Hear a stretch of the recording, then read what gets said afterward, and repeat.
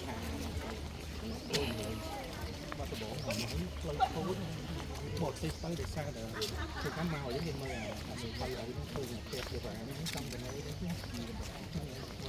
នេះផ្លូវអូយហត់ណាស់លោកអើយលោក10គីឡូត្រឡប់ទៅក្រោយវិញ5ទៅ5មកចិត្តដល់គូដល់ហើយចិត្តដល់ហើយអរគុណយាយដើរជាមួយយាយជឿងហើយយាយជិះមេជើងកូនជើងហើយយាយអូ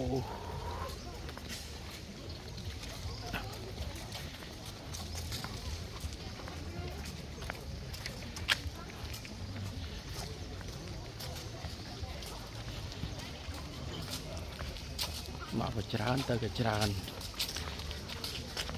ងើបតាំងម៉ោង3ចំខ្លួន